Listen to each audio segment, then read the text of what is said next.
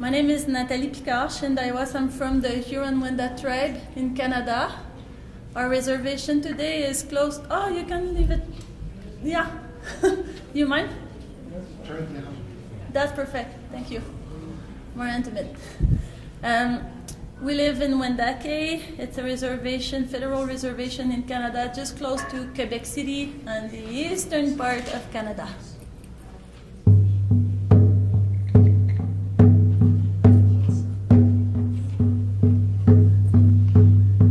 This is what happens when we would encounter deer in my drum.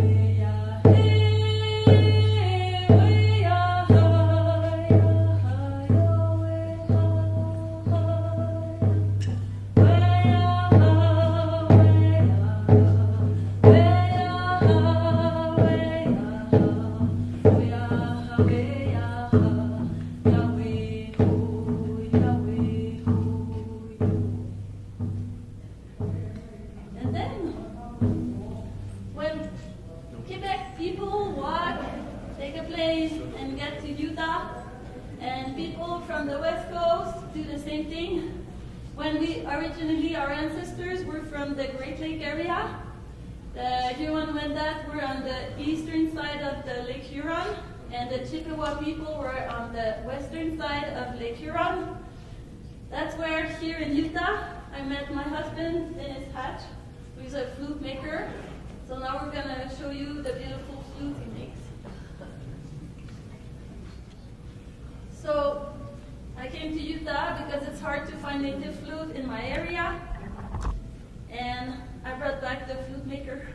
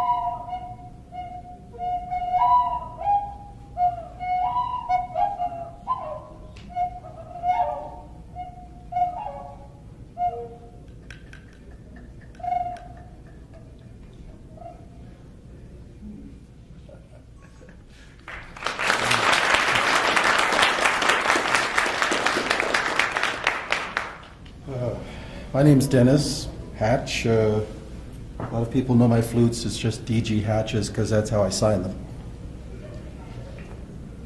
Thank you.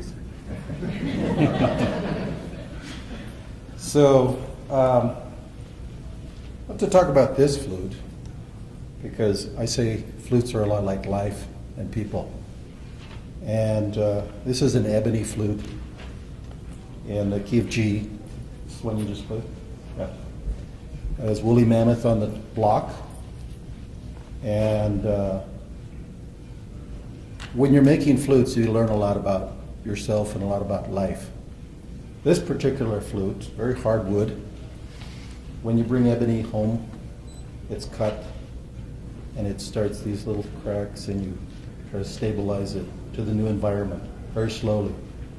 So this one sat around for a while and then I tried stabilizing it and I thought it was good to work. And so I started working on it. I do my flutes in a solid bore, and especially ebony, I try to work very carefully. But as things go, like in life, sometimes things go not the way you plan them. So when this flute was spinning around on the lathe, a big chunk came off the back end. And it's a little different than the design I was making. I said, oh gee, what can I do to that?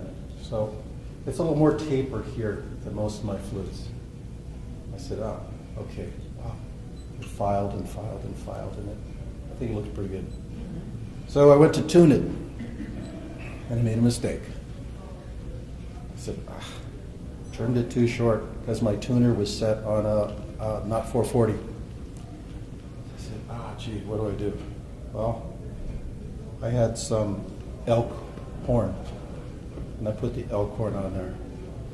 And basically, what I wanted to say was, sometimes things go wrong in life, but they're fixable. They're fixable, and sometimes you end up with something better than what you thought you'd have.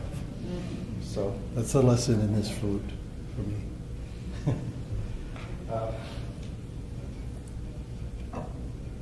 Natalie played this double. It's a 6-hole pentatonic flute on one side, and it's got a drone on the other. And as far as I know, I'm the only person that makes it in a solid piece of wood, although this one has some decorative ends on it. But it sounds a little bit like this, although she played it beautifully. Let's see if you can hear the difference when I switch to the drone as well.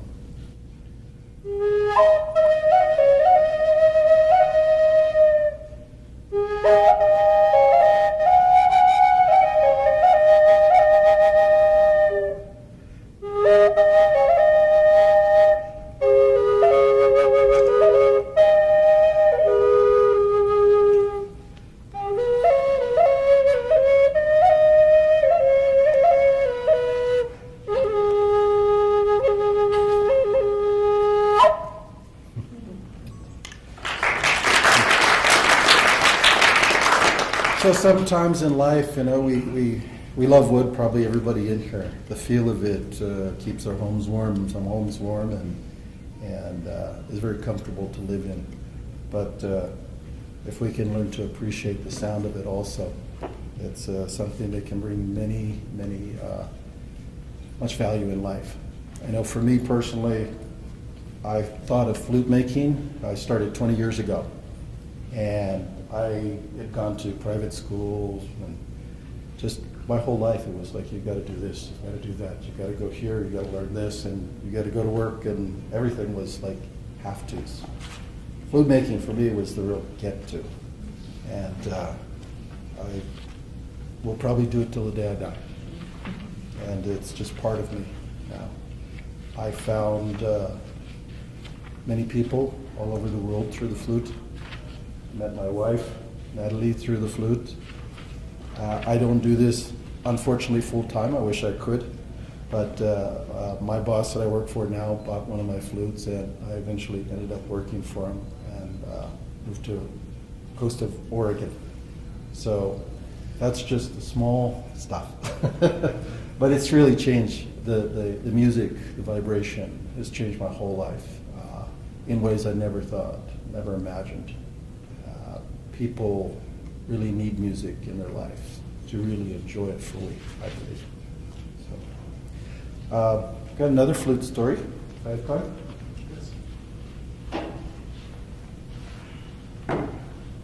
I told Mike this one. I think that this is Natalie's flute. A lady called me from Portland, and she said, I have some wood you might be interested in. That's not this one, it's the other one. This is yours. No, that's rosewood. Ah, it's there. No, I don't have it here. No, That's the one that. I have it. Okay. I thought this was it. Sorry. Sometimes things go bad and then they go better instead, eh? Well, anyways, this lady called me from Portland and said, I have some wood you might be interested in. And she was a retired engineer. I said, oh, what is it? And she said, it's just a broken down table, but you might like the wood. And turned out to be an old Chinese table. It was broken in many pieces, and I have used a number of the small pieces to make rattle handles and such. And this flute came from one of the legs on the table, and Natalie has the other one somewhere. But this is something that would have been normally discarded. She put it out on the street for me to get. And it's raining and Portland. But just to give you a taste of this, Mike knows the name of this wood, but to me it's like a bois de rose, because when I cut into it, it smells like chocolate and roses. But he knows the wood. And on top here is a jasper stone. So I'll put just a little bit here.